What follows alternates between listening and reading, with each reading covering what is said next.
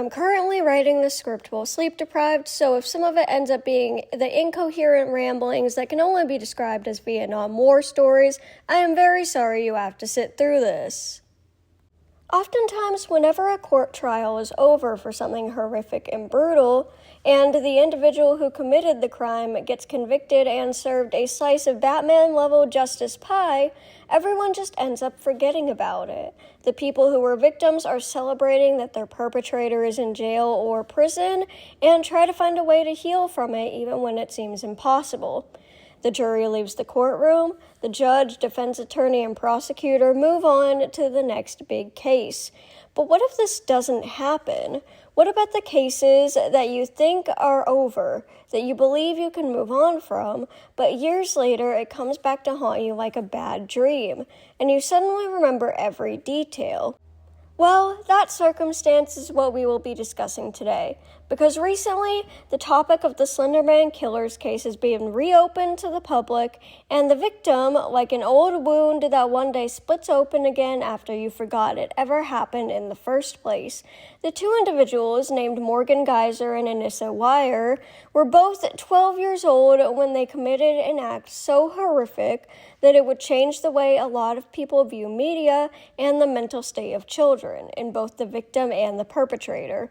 And whether you're active in the world of true crime cases or not, most of you have probably at least heard of this case. And today, we'll be briefly recapping what even happened to cause one 12-year-old girl to a maximum of 40 years in a mental health institution and another up to 25 years in a psychiatric facility. And we'll be going over what recently happened to cause this tragedy to even be on people's minds after all these years. After all, it happened in 2014, and usually people would have forgotten by now. So what caused everybody to suddenly remember? Hello, kings, queens, and everything in between. I'm Lizzie, and if you're new, welcome. If you're not new, welcome back. I cover everything from the goofy and silly to the dark and disturbing, which apparently I have a feud going on with YouTube right now because they don't like me talking about the dark and disturbing. This is slander, and I will not stand for it. Anyway, without further ado, let's begin. Before I go into recent details, let me give you a brief recap. It won't be in detail because then this video would be twice as long as it needs to be, and no one wants to hear me yap for that long. But just so you're aware of what happened in case you don't know already, I'll tell you the bare minimum of what took place. Essentially, two girls from Wisconsin named Morgan Geyser and Anissa Wire were huge fans of creepypastas, and essentially the creepypasta Slender Man, who is basically a supernatural horror character that torments victims until they go insane. Fun for the whole family, a nice family outing to take the kids to. But Morgan and Anissa were more than just fans. They believed, at least Morgan believed, that he was real, and that they had to make a sacrifice to be accepted by him into his world. As their sacrifice to this, once again, fictional character, they invited their best friend named Peyton Lautner to a sleepover, and eventually lured her into a wooded area of a local park and stabbed her 19 times.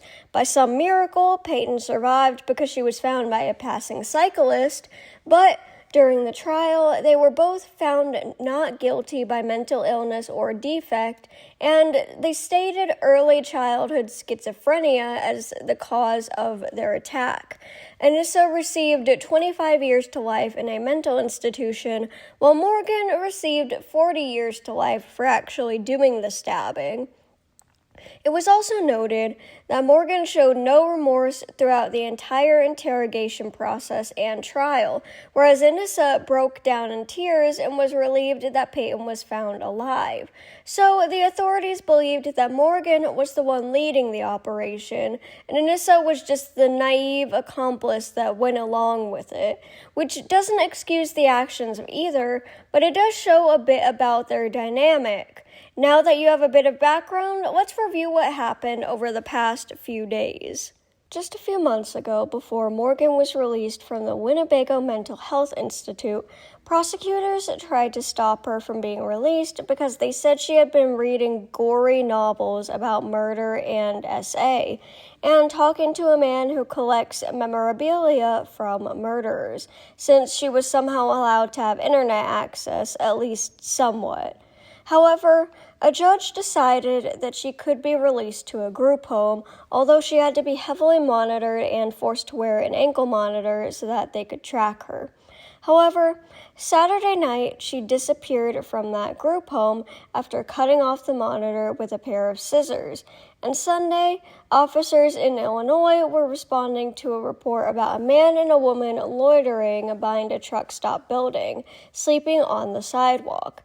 At first, Morgan gave them a fake name, but when officers didn't believe it and pressed for her real name, she admitted who she was and she didn't want to say anything because she had, quote, done something really bad, and even told the officers to just Google her name.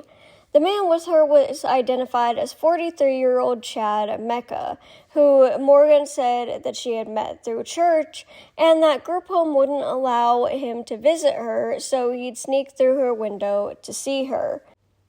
I wonder why that could possibly be. Chad also said that he wanted to help Morgan escape because he knew that she couldn't make it on her own. Morgan also said that they had taken a Greyhound bus from Wisconsin to Chicago and eventually another bus to Posen, where they ran out of money and stopped at the gas station.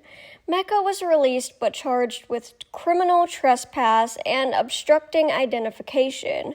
Morgan is currently being investigated for, quote, leaving her placement with no additional charges thus far.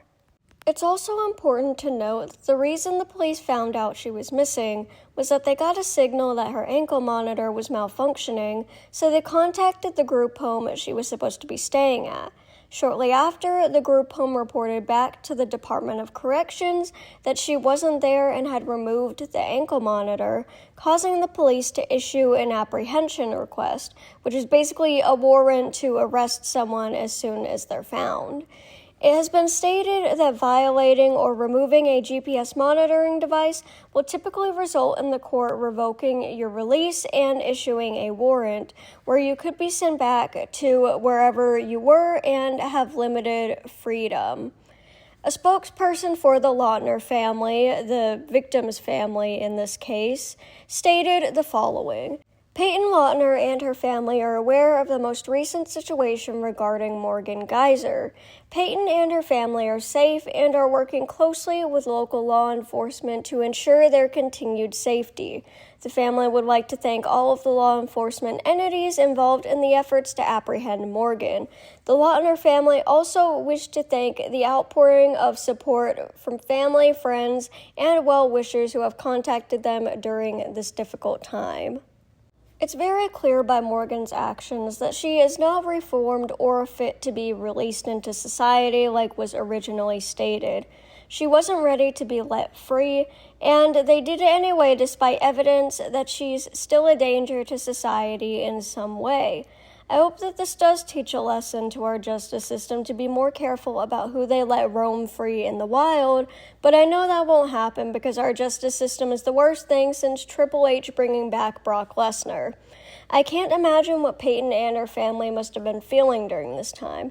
To think that it's all over only to wake up one day and find out the person who attempted to take your own life is suddenly on the run is a terrifying thought, because you don't know what could happen or if they're after you or not.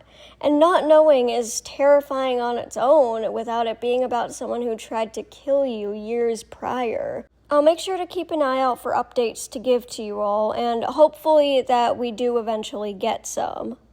So that's going to be it for this video. If you enjoyed, then make sure you consider subscribing if you'd like. We'd love to have you join the family. We talk about stuff like this all the time here. And I love you all. Stay safe and never let anybody take your crown.